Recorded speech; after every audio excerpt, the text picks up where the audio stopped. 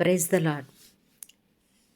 Elizabeth గర్భవతి అని తెలుసుకున్న మరియా ఆమెను కలవడానికి బయలుదేరింది. యూదా పర్వత ప్రాంతంలోనే ఒక గ్రామానికి వెళ్ళడానికి ప్రయాణమైంది. ఆ గ్రామంలో ఉన్న జకరియా ఇంటికి వెళ్ళి ఎలిజబెత్ను కలుసుకొని ఆమె క్షేమ సమాచారాలు తెలుసుకుంది. ఎలిజబెత్ ఆమె మాటలు విన్న తక్షణమే ఆమె గర్భములో ఉన్న శిశువు గంతులు వేశాడు.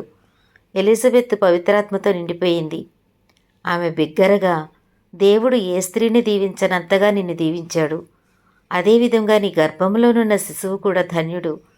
కానీ దేవుడు నా మీద ఇంత దయ ఎందుకు చూపుతున్నాడు?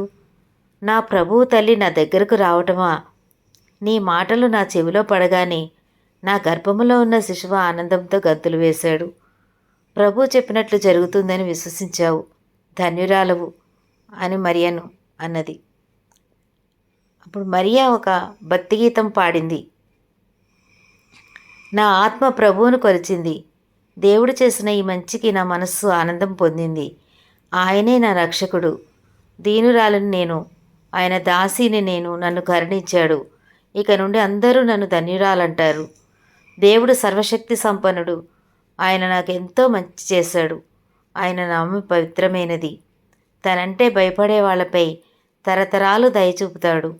తన బలమైన హస్తాన్ని చూపి గర్వించే వాళ్లను, వాళ్ళ ఆలోచనల్ని అణిచివేస్తాడు. రాజుల్ని వాళ్ళ సింహాసనాల నుండి దింపివేస్తాడు. దీనులకు గొప్ప స్థానాలు ఇస్తాడు. పేదవాళ్ళ అవసరాలన్నీ తీరుస్తాడు. ధనవంతుల్ని వట్టి చేతులతో పంపేస్తాడు.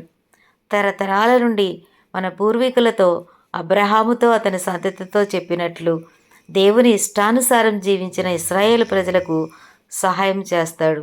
మరవకుండా వాళ్ళపై దయచూపాడు. మరియా ఎలిజబెత్ ఇంట్లో 3 నెలలుండి ఆ తర్వాత ఇంటికి తిరిగి వెళ్ళిపోయింది.